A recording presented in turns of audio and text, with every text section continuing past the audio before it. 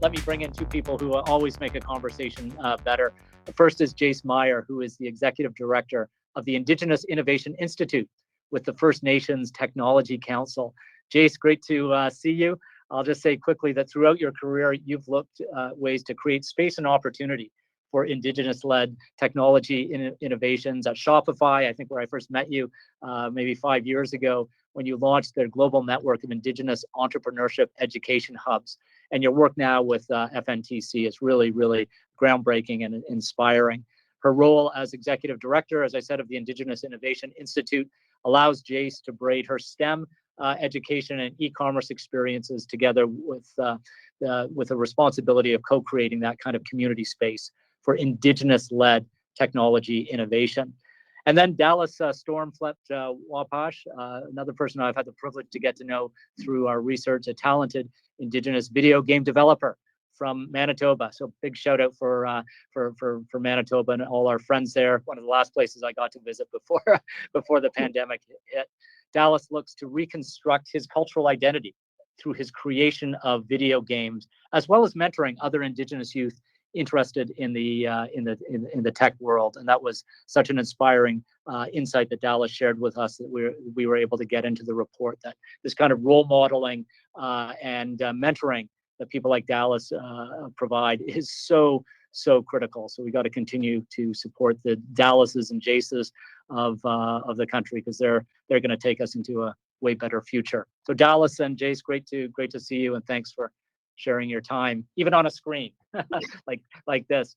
Jace, let me start with you, if I can, and ask you to tell us or share with us some of the vision for the Indigenous Innovation Institute. And when you look at how this kind of technology that I mentioned in the beginning is disrupting so many things, disruption scares a lot of people. They think about losing their jobs or even their companies.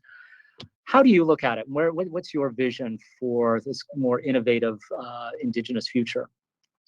Thank you, John, for welcoming me into the conversation. It's beautiful to be here, and I want to honor and acknowledge those in attendance today. It's reconciliatory for you to be here and to be listening, and I'm just so excited to see the actions you take as a result of the learnings that come of the conversation. To introduce myself in a good way, I need to acknowledge that I joined from the Algonquin-speaking territory of the Songhees and Esquimalt nations, and it's the work of so many people that I have the privilege of uplifting and amplifying today through the 10-year history of the First Nations Technology Council, who's the mandated organization of service to 203 First Nations in BC, who's really been in the space of skills training deployment, both on the ground and since the pandemic online.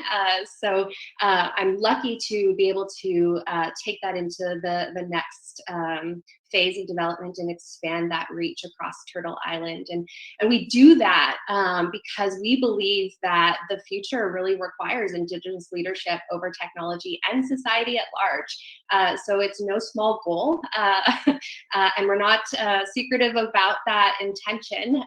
I really do believe that the pandemic has highlighted for us the incredibly complex wicked problems we find ourselves in globally, and a really ignored voice in that space is Indigenous leadership, who's been stewarding land sovereignty and protection and stewardship and community and innovation since time immemorial. And really my goal is not to be the voice, but rather to create a platform for the millions of voices that haven't been heard. Jace, if I can stay with you, I wonder if you can speak a bit more to the tech sector, which you've got great experience in, and what the challenges are in getting more Indigenous youth engaged, whether it's through employment or partnerships or procurement with the tech sector, which is just growing leaps and bounds, as you well know. What are we not doing enough of to seize that opportunity? Yeah, I think the tech sector kind of suffers from being too in itself, right? The fish sometimes doesn't realize it's in an ocean. And when you're using the best and the latest and the greatest technologies, hardware and software, you forget that not everyone has that access and isn't updating their phone every year with $1,200 in their pocket. And so it's really easy to forget where most people exist, and continue to build for a future, recognizing that not everybody is caught up there. So as you mentioned, there's massive digital inequity across Turtle Island.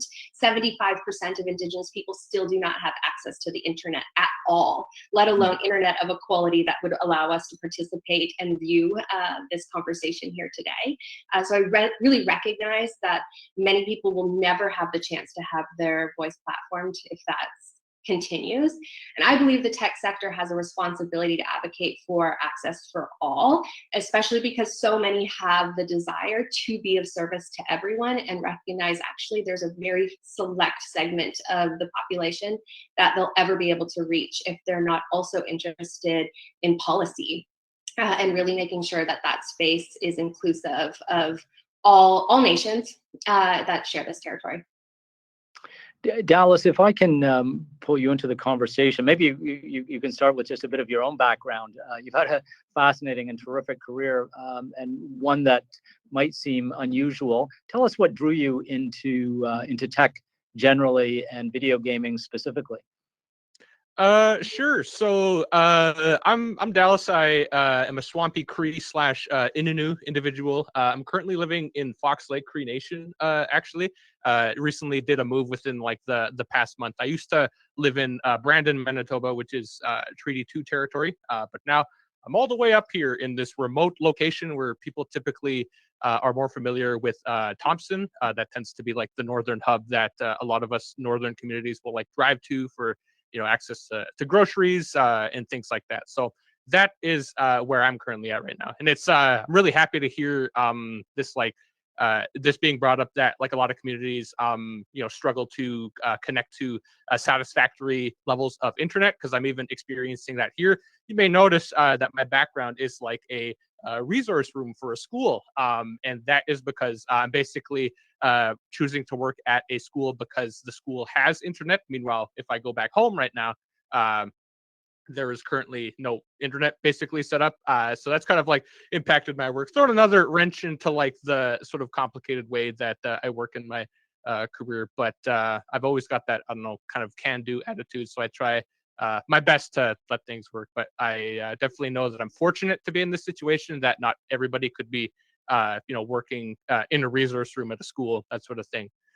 So to get to your question of how I was like sort of drawn to the tech world, I sort of wonder how far back I should go. But I guess briefly, I'll just mention that I've pretty much been interested in tech since I was a baby. I'd always had a fascination with technology. I'd be like that little brother with the controller that was unplugged, thinking he was like playing with his big brother there. And so I was very drawn to video games specifically, and knew that was something I wanted to pursue, like in any sort of capacity. But it was still in my mind, like I didn't know how that was going to take shape, and how I would participate in that sort of like video game production. And then if we skip ahead later to actually my last year of high school, so grade 12, it's probably like 7 years ago or something. That took place at the Helen Betty Osborne Innu Education Resource Center, which is a big word that basically means it was a school in Norway House, Cree Nation. And that was my first school year where I was actually taking part in a media literacy class. And so the focus of this class was to work with like computer software, like some kind of like a crummier version of Photoshop, I want to say, and like Microsoft Word and PowerPoint and stuff like that. So that's what the class was geared towards. But my teacher at the time, Audrey Gabosh, she would let me sort of go beyond what the curriculum for the class was, because it was kind of dated around that point to be, I don't know, in my opinion, using PowerPoint in like 2015. It's the Google Slides kind of day, and so she would let me use photo editing and video editing programs that were kind of like interesting to me at the time. I asked her, could I try animating this one thing using this kind of technique I've been trying out? And she gave me the go ahead. And because of that, I was sort of, what do you call it? It was the first time in my life my digital skills were sort of like being validated by some sort of, I don't know, structural context. Because really up to that point, doing stuff like, photo editing or video editing was more so like seen as a hobby, I guess, as opposed to something that could, get me higher grades in class and now, get me contracts with the jobs that I sort of do. But yeah, definitely then I predominantly viewed those stuff or those skills as more of a hobby than something I should pursue as a career at that point. And then later in that same school year, there was like a career fair. And I think this is like a super important thing to note because individuals from all different kinds of Manitoban and Canadian organizations were coming to the school for recruitment purposes. They were trying to get students interested in their places. And so there I was introduced to Assiniboine, which is a college in Brandon, Manitoba, where I would eventually go and learn about web design, graphic design, and later study game design on my own. And so having that creative outlet, that was really multiplied my sort of exposure to a creative space, basically to a full-time kind of context. And so it was an incredibly formative time for myself, really developed my sort of confidence with, digital tools and working with software. And I think it was really informative to like where I am today. I think, what do you call it? I think having access to a creative space is super important. It's what led me to where I am right now. In my case, like living on reserve and moving to a different school every year, I didn't really have access to that kind of space before in any of the reserves I was seeing. Like at most, there'd probably be like a tech lab at the school or something like that.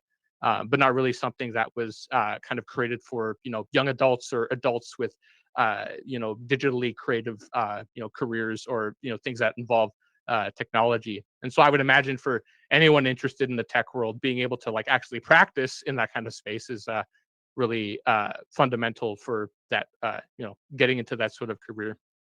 And it was, Dallas, so I didn't mean to cut you off. I was just going to say that's such an inspiring story.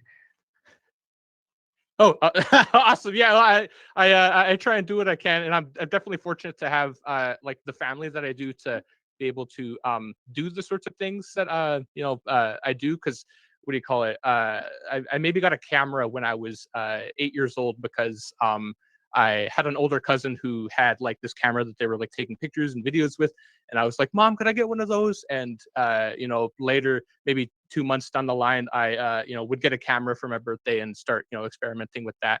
And so I've definitely, I don't know, love working with this type of stuff that I do.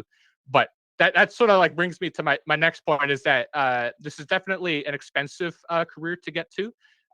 Like I think when I first got into this stuff as a teen, I was working on maybe a crummy laptop that was for the gamers out there. It was getting like 20 frames per second on Minecraft, but just with that sort of technology, I was still trying my best to make things work, even though getting that laptop could also be a challenge. I understand. And I think that's sort of something I've been trying to recognize with the workshops that I try and teach, because I see that tech access gap is sort of widening with this decade with stuff like VR and AR. In case people aren't familiar, that's virtual reality with the headset and augmented reality with a smartphone. And so like just those two pieces of equipment I mentioned could easily cost $2,000 to $3,000, which is a bit, that's not something that's in everybody's pockets to have access to. And so part of what drives me when I teach my workshops is I like to think about accessibility. I try and think about, what if I was teaching myself who was on the res with just the laptop, what, sort of skills could I try and learn? And that's something that I try and like advocate for my peers whenever whenever that becomes a sort of question that they, throw my way is how can I, sort of try and get into this space? And I asked them, what do you have? Do you have a phone, a computer? And usually, they have some sort of older computer, and I say, "Well, try and get this program and learn these sort of fundamental skills, and then we can sort of take it from there."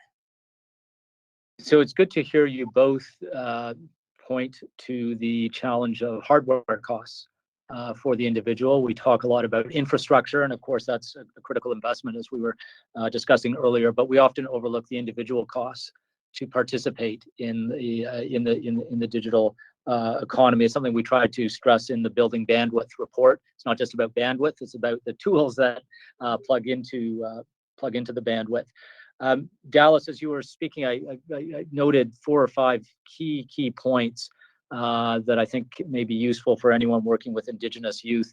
Number one is just role modeling, having someone like you that people can look to and say, "Wow, that can be me," or "I can be a Dallas," or "I can be Jace in the future."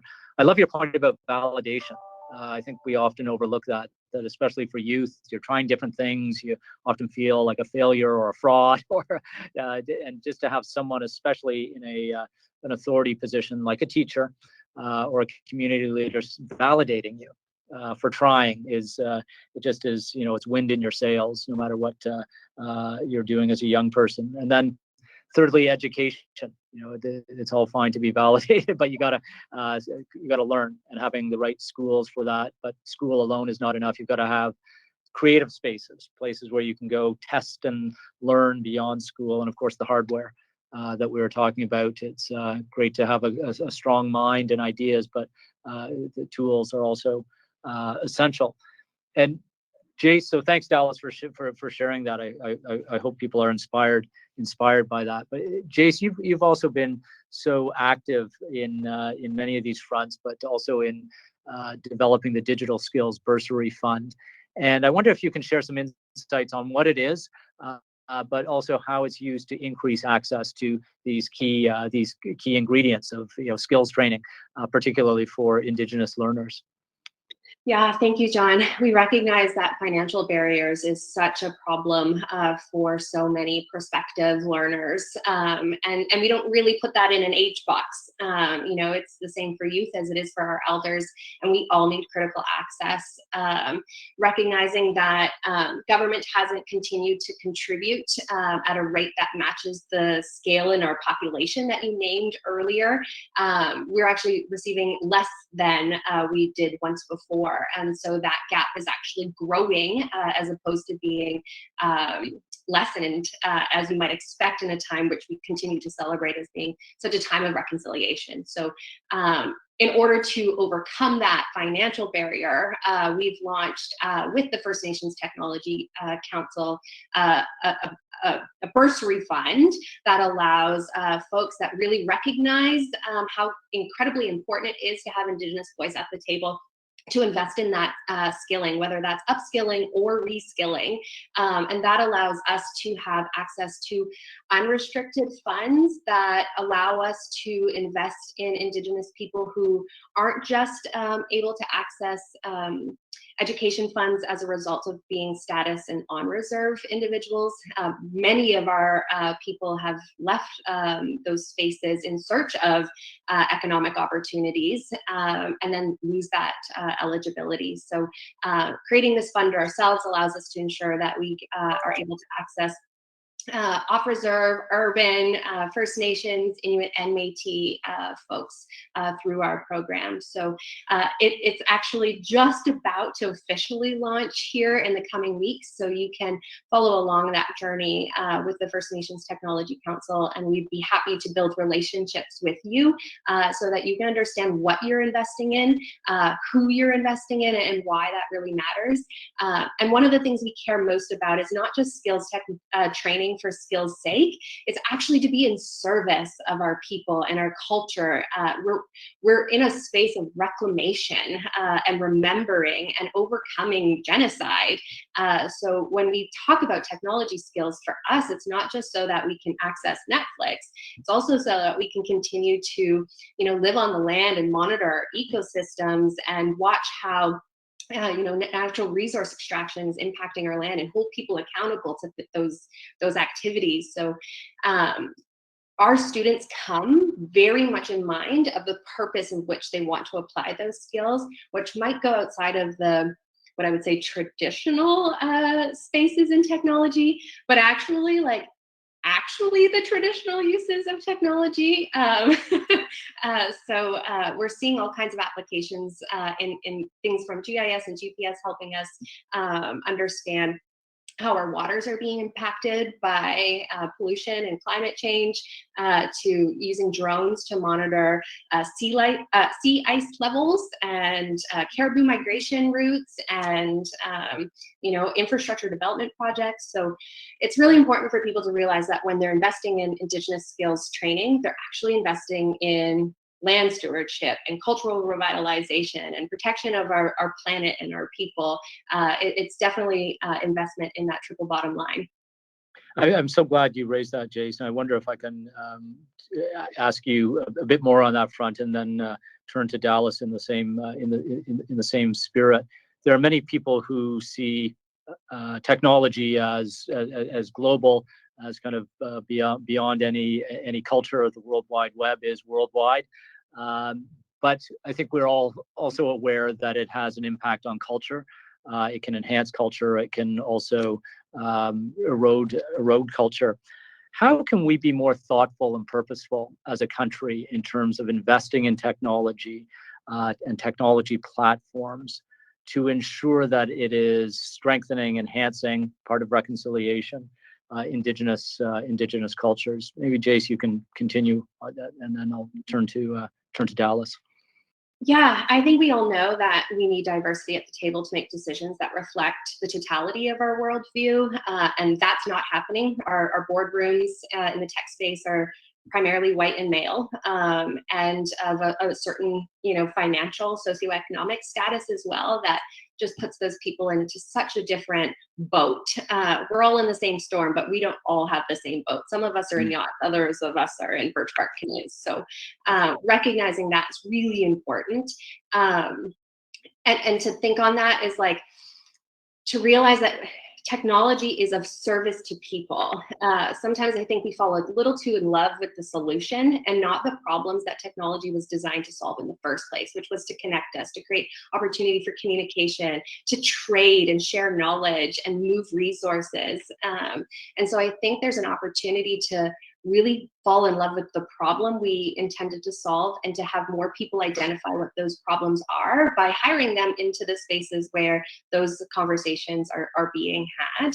And so, yeah, I see identity, and how do we figure out how technology upholds identity in the safest way that people get to have control over their own data, and how they show up and how they're being counted and how they're being researched, what data is being shared, as one of the probably greatest risks to our people right now, and the greatest opportunities to assert our sovereignty over that space by building our own platforms and data warehouses and infrastructures, and asserting our rights, and being more informed about how we're giving away those rights unknowingly every time we complete a Facebook quiz. Dallas, maybe you could share some of your thoughts on sort of the broad question of indigeneity in technology, and how to enhance it, not lose it as a country. Well, top of my head, what I think about is maybe approaching that solution from like a software point of view. That's like what comes to mind when I first think about that solution, because I think about like softwares that are like available right now when you do work, but then I wonder, what do you call it? Like access to data is definitely a topic that becomes a bit, I don't know, a bit muddied when you get into working with software, because you're not really sure like who is really like seeing your data, when you'd rather keep that sort of under wraps in terms of like a nation to nation context, or even just like a household to household kind of thing, because we some families have like clan structures and things like that, maybe want to keep information to themselves. But I also like think that technology could like help with the idea of sharing information with like who it's meant to be shared with, and I think like, I don't know, updating software to or creating totally new software with an Indigenous lens and perspective could help with keeping those things in mind, because I like that's maybe just a priority that wasn't there when the software was like first made, but just because it wasn't made with this sort of perspective in it during its inception. But I could definitely see that with more creative and technologically I don't know, skilled individuals making software for like their specific nation. Maybe there is an issue with language revitalization or preservation in like one nation, and they want to use technology as that like solution there. But maybe there's certain things that should stay. You know, I'm trying to find the best way to explain it, but perhaps there's certain concepts or ideas or like information in terms of like what's located on a piece of land or how to access this certain like berry or something like that. Information like that should stay with the nation, as opposed to like being broadcasted for everyone to see. And I think if that sort of understanding is like embedded into a software as it's being created to give the sort of nation the tools to like work with that software the way they need to, I think that'd be a sort of great power that we could use technology for. That's such a great point, Dallas. We're wrestling with so many global challenges around technology, privacy being one of them, and there are Indigenous approaches that we should be learning from, and especially learning as they are applied to these new and advancing technologies. We have just a couple of minutes left, and I wonder if I could maybe ask you both to reflect on your own careers, short as they've been, relative to the decades I hope that lie ahead for you. But if you could roll back the tape to your 18-year-old self, what advice would you give in terms of entering the tech space that you wish you had known then that you maybe know now? Jace, can maybe start with you, speaking to your 18-year-old self.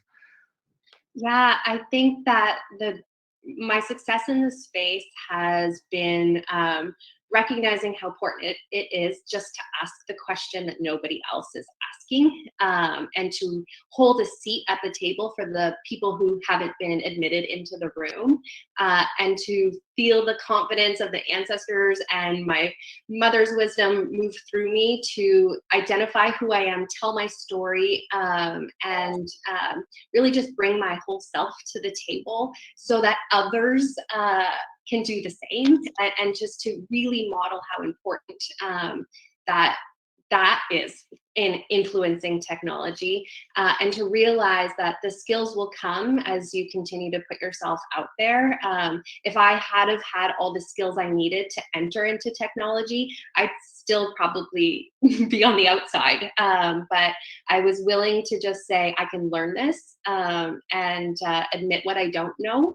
And what I found was that actually that was pretty unique quality that was well looked upon and supported. So staying super curious, and staying true to who you are, and not being afraid to ask those questions and tell your story is actually what's creating space, and where we're seeing more people willing to do that too. And that's the multiplier effect I'm after, is so that our next 7 generations, my daughter knows that she can show up confidently in any room, and she doesn't have to have all the skills in order to deserve to be there, but that she can be a lifelong learner, and do it as she's working and contributing.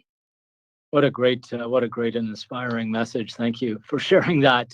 Dallas, final word to you. What advice would you give to your 18-year-old self?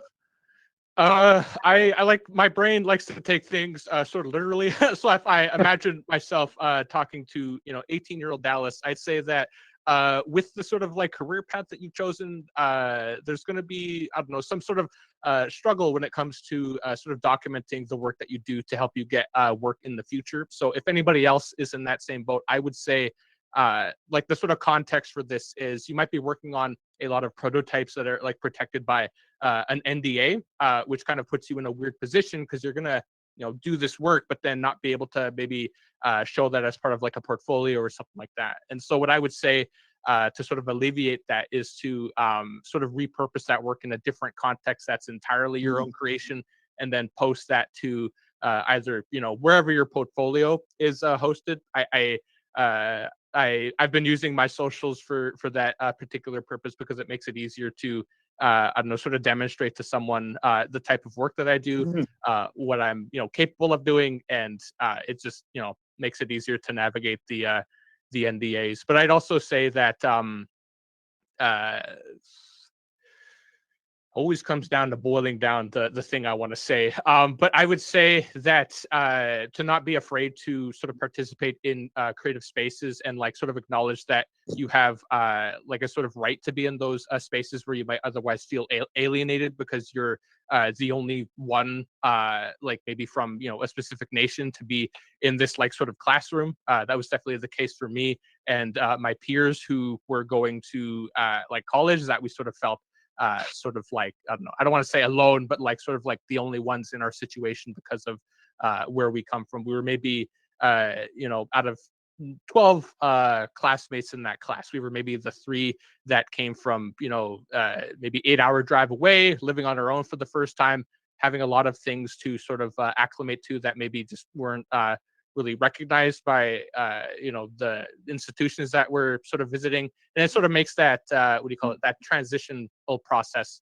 a bit more difficult. But I'd say that just doing your best to navigate those things, and realizing that it's going to lead to great things, I think is what I would say to myself. I'm so inspired by everything you've just said, Dallas, but particularly your point on creativity. And I'll just wrap up with a reference to another research report we did at RBC on the creativity boom that we're seeing coming out of the pandemic. It's called the Coming Creativity Boom. You can find that report as well as the Building Bandwidth report and lots of other research that we do on big trends in Canada at rbc.com/thought leadership, or just Google RBC and thought leadership, and you'll find your way to this work. But in the creativity research, we found this incredible opportunity, or saw it and heard about it, for Indigenous youth particularly, who have kind of a special approach to creativity, and that's going to be even more in demand in the years ahead, to helping us think about new ways to approach the many challenges that we have in our society. So think creatively is the message. So Dallas, thank you for shouting that out in your own way to all of us to stay creative and stay focused. Jace and Dallas, it's so inspiring to spend time with you. Thank you for sharing yourselves and your thoughts in the conversation, and look forward to being with you in person before too long. With that, let me hand it over to our host, Jessica Dumas. Thank you very much, John, for that panel, for moderating that conversation. That was fantastic. I was very inspired.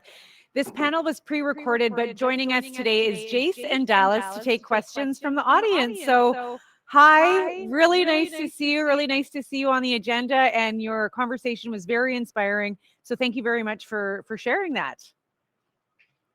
Thank you, we have some questions, so we're going to jump into that.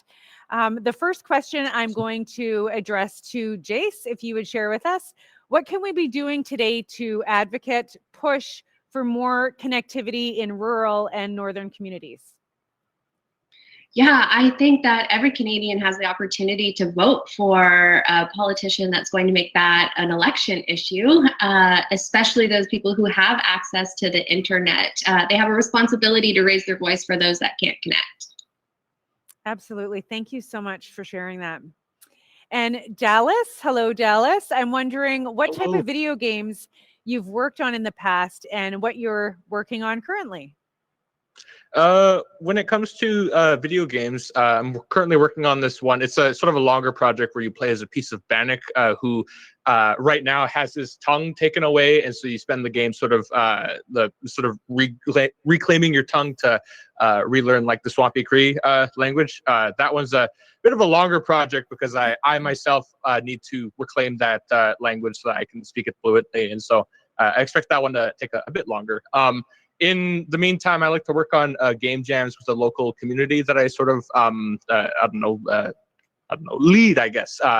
And aside from that, I also like to do contracts that are like VR related. Right now, I'm working with the NFB on a project such as that. And for all those things, I like to use Unity for that because it's free software and it's awesome. It's great. Very cool. Thank you very much. And back to Jace, a question for you. How can we as a tech community support and collaborate with Indigenous Innovation Institute from Manitoba? Yeah, well, we have incredible talent that is in our doors and leaving our doors every day. So looking to us as a hiring pool is like the most impactful thing that you can do. Also, we're always looking for mentors and subject matter experts to influence our curriculum and come in and share their lived experience with our students. So we're really interested in building relationships with tech companies and individuals in that space that recognize the importance of mentorship and building relationships with community before you try and hire them. So knock on our door, come say hello, and definitely share your story with us, because you never know how it might inspire someone else to see themselves in your seat too. Amazing. Thank you so much. And another question for Dallas. How do you work with no internet connectivity? Do you go to the school to work? Yeah, so there's some stuff that I do at home that can be done offline. I've been encountering that I can do less offline though, because often I need to download tools or download assets to quickly like experiment with them.